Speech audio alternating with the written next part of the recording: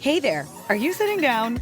Good, because Wayfair's end-of-season sale is here, and you can shop it from your couch. It's Wayfair's Labor Day clearance, and it's on now.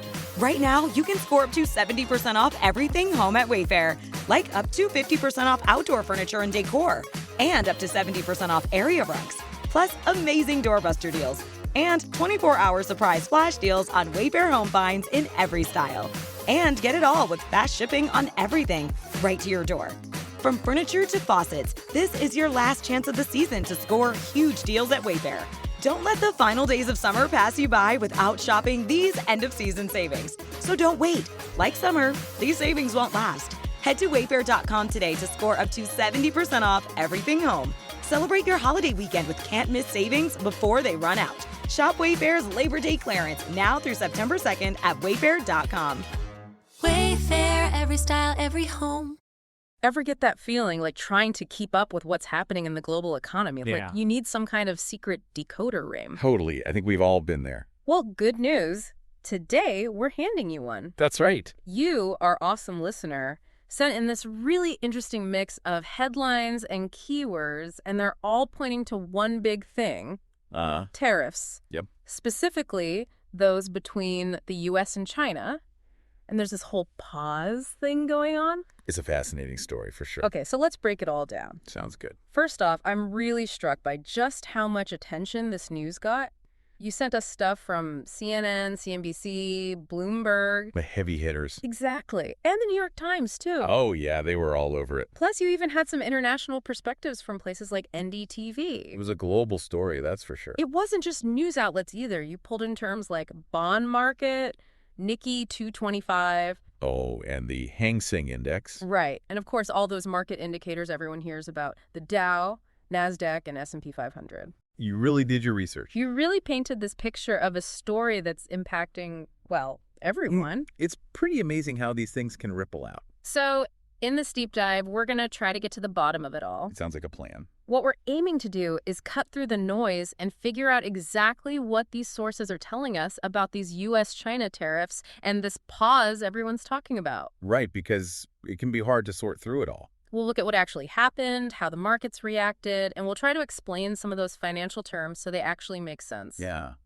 Let's demystify those a bit. So let's jump right into what seems to be the main event, this tariff pause. Okay, let's do it. What's really interesting to me is just how many times we see phrases like tariff pause, 90-day pause on tariffs. Yeah, and even just straight up, Trump pauses tariffs. Right. Or that he backed down on them. That's a strong way to put it. And the fact that this specific time frame, 90 days from today, tariffs paused for 90 days, is mentioned so much. Makes you think it was a pretty big deal, right? It really does. It seems like everyone was focused on those 90 days. Well, it makes sense, right? I mean, anytime you have major economic policy shifting, people are going to want to know what's next. And the question, did Trump pause tariffs popping up so often? Oh, yeah. That one kept coming up. It really shows how much this caught people's attention. It was definitely a turning point, or at least that's how people were seeing it. Before we dive into how the markets reacted, maybe we should take a quick step back and explain what these tariffs actually are. Sure. I mean, we saw tariffs, China tariffs on China, and tariffs everywhere. Right. So just in case anyone's new to this whole thing, what are they? Well, think of it this way. A tariff is basically a tax. Okay. But it's a tax that a government puts on things coming into their country from somewhere else. Oh, So, like, if a country puts a tariff on imported cars... those cars become more expensive. Exactly. And the idea is that this might encourage people to buy cars that are made in their own country. So it's kind of a way to protect domestic industries. Yeah, that's one of the big reasons governments use them. Interesting. So they can be used as a tool to influence trade. Oh, absolutely. They're a lever in international trade talks. So with all this talk of a tariff pause, I bet investors were watching things very closely. Oh, you better believe it. We saw tons of mentions of stock market today, markets today, even stock market live. They were glued to their screens, that's for sure. It sounds like the financial world was reacting in real time. Oh, yeah, they were hanging on every word. What I found really interesting was how many questions we saw, like, why is the stock market up today?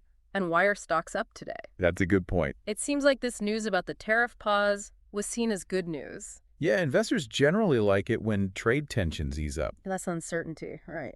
Exactly. Makes them feel a bit more confident. And it wasn't just a general feeling that the market was going up, was it? Nope, not at all. We saw so much focus on specific indices like the Dow.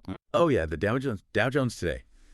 All those Dow Jones Industrial Average mentions, the DJIA. And a lot of talk about futures, Dow futures now, Dow futures today, Dow futures live, all that. Oh, yeah, futures are a big deal. So why all the attention on the Dow Jones specifically? Is it really that important? Well, the Dow Jones Industrial Average, Yeah. it only tracks 30 companies, But it's one of the oldest, right? Exactly. And those are big, well-established U.S. companies. So it's kind of seen as a snapshot of the overall market. Yeah, it's like a barometer. Makes sense. And those futures you mentioned, those are basically contracts. Okay. Contracts for what? Well, investors use them to bet on where the market's going. So it's like they're trying to predict the future. Kinda, yeah. And people watch them to see what might happen before the market even opens. Exactly. They're an early indicator of what investors are thinking. Okay, that's cool. Now, we also saw a lot of mentions of the NASDAQ and the S&P 500. Yep. Or, all the variations. Yeah. S&P 500, S&P 500, S&P 500. It's P500, just S&P, yeah. What were they signaling in all of this? So the NASDAQ, it tends to focus on tech and growth companies. Yeah. So it's often a good gauge of how investors feel about those sectors. Interesting. And the S&P 500, it tracks 500 of the biggest publicly traded U.S. companies. So it's a broader view of the U.S. market. Exactly. And we saw all three of these, the Dow, NASDAQ, and S&P 500 mentioned so often, along with those questions about why the market was up. Right. All pointing in the same direction. Makes you think this tariff pause had a pretty widespread positive impact. Oh, it definitely seems that way. And you were right about those futures. We saw stock futures today, stock futures, Dow Jones futures, CNBC futures, future stocks. And U.S. stock futures and futures market now. Investors were definitely paying attention. It's funny, we even saw a mention of the bond market today and the US bond market. That's an interesting one. How does the bond market fit into all of this? Well, the bond market and the stock market, they often move in opposite directions. How so? When investors are feeling a bit nervous or unsure. They play it safe. Exactly. They put their money in bonds, which are seen as more stable. Interesting.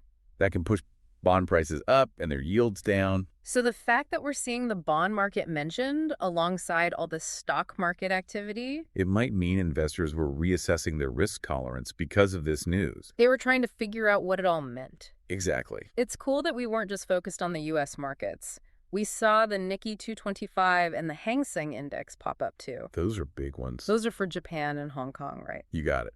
So the Nikkei 225 is like the main indicator for the Tokyo Stock Exchange. Yep. And the Hang Seng Index tracks the big companies in Hong Kong. That's right.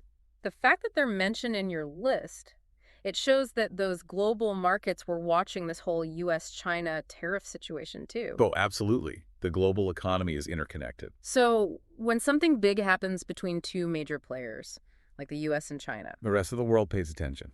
it's like everyone's holding their breath to see what happens next. Pretty much. Okay, let's zoom out a bit and look at the big picture. Sounds good. I think it's pretty obvious from all those terms like China tariffs, China tariffs on us, Trump tariffs, China. China response to Trump tariffs, yes. The main focus here was the trade relationship between the United States and China. Right. That was the heart of it all. Because when those two giants start messing with tariffs, It can shake things up globally. big time.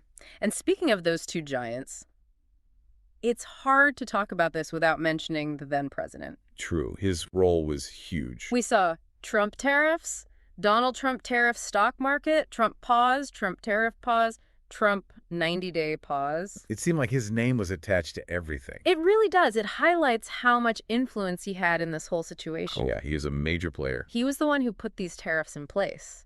And then, at least for those 90 days, he was the one hitting the pause button. It was definitely his call. And we even saw mentions of the China stock market and China stock market today, which tells me this pause probably affected their financial markets too. Oh, for sure. Anything that suggests less trade tension between the U.S. and China, It's usually good news for both their markets. Makes sense. What's also really interesting is how many different news sources were covering this. You had everything from CNN and CNBC. The usual suspects. Right, to the New York Times, Axios, Bloomberg News. They were all over it. Even the Daily Mail and USA Today. Wow, that's a wide range. And NDTV, bringing in that international perspective. People were hungry for information. Okay, now let's dig into some of the more specific details that came up. Let's do it. There was one mention of 104 tariffs on China. Any idea what that was about? That's a tough one, without more context. Yeah. Tariff rates between the U.S. and China, they were all over the place. Right. Different rates for different things. Exactly. It could have been referring to a very specific category of goods, or maybe it was about a particular point in the negotiations. Hard to say for sure. It's doubtful it was a blanket rate for everything coming in from China, though. Okay. We also saw the phrase, Trump backs down on tariffs. Yeah, that one stood out. The way it's worded, it makes it sound like he had been really firm on those tariffs before. And then suddenly changed his mind. Exactly. Like a pretty big shift in his approach. Well, remember, those tariffs were a big part of his trade strategy with China. Right. So saying he backed down does make it seem like he was moving away from that, at least temporarily. And then there was yippee. Yeah, just yippee. Any thoughts? Honestly, that one's a head scratcher. Right. No clue what that could be about in this context. A random reaction, maybe? Maybe. Or a ticker symbol we've never heard of. Who knows? Sometimes you get those weird outliers in the data. It happens. We also noticed Boeing stock in the mix. Ah, Boeing. Why would their stock be particularly sensitive to all this U.S.-China trade stuff? Boeing is a huge exporter, and China is a massive market for them. Oh, right. They sell a lot of airplanes there. Exactly. So when trade relations get rocky and tariffs come into play, It can mess with their sales. big time, and potentially disrupt their supply chains too. So any news about U.S.-China trade could make their stock price jump up or down. Makes sense. And last but not least, we saw Art of the Deal. Ah, yes. That's so connected to the former president. Do you think it tells us anything about why this pause happened? It's an interesting point. The art of the deal, it usually implies a very strategic way of negotiating. Like a chess game. Right. Making concessions or pauses could be tactical moves in a bigger negotiation. So maybe some people saw this tariff pause as part of a larger plan. Possibly. Not a final solution, but a way to keep those trade talks going. Okay, so we've talked about a lot. We have. And it's clear that your sources are all saying that this pause in tariffs did happen. No doubt about that. And the market seemed to like it. They did. But what's not so clear from these sources is the why. That's true. We saw those questions. Why did Trump pause tariffs? Why Trump paused tariffs? But no real answers. Right. Your keywords tell us the what. The pause happened. The markets reacted. But the reasons behind it, those are still a bit of a mystery. It's a good reminder that sometimes we need to go beyond the headlines to understand the full story. Exactly, dig a little deeper. And speaking of missing information, Yeah. we know it was a 90-day pause, Right. but these sources don't really tell us what happened after that. That's a big question mark. What happened after those 90 days? Did the tariffs come back? Did they reach a new trade agreement? Or did something completely different happen? It's like the story just cuts off. It leaves you wanting more. So for you, our listener, here's the takeaway. You gave us some amazing sources, and they show a ton of news and market activity focused on this 90-day pause on U.S. tariffs on goods from China. It was a big deal. And it looks like this news pushed the stock market up, at least in the short term. The Dow, NASDAQ, S&P 500, they all seemed to respond positively. We also saw that this wasn't just a U.S. story. Global markets were watching too. The whole world was holding its breath. But it's important to remember that this deep dive is based on what you sent us. We've just scratched the surface. We've identified the main event, how the markets reacted, and we explained some of the financial jargon. Hopefully that was helpful. But as we've seen, there are still some unanswered questions. Like why the pause happened in the first place and what the long-term consequences were. So here's a final thought for you to ponder. Knowing what we know now, what do you think happened next in this whole U.S.-China trade saga? How do you think things played out after those 90 days? And what impact do you think it had on the global economy? It's a fascinating puzzle to try and piece together. Hopefully this deep dive helped make sense of this complex event and how the markets reacted. Thanks for joining us. Thanks for listening. Today is your lucky day. Today is the day that our $3 website works for you, paying you directly to your PayPal daily. Imagine $3 ongoing continuous payments to your PayPal account. Imagine falling asleep and waking up to $300 in your PayPal account. How would this make you feel?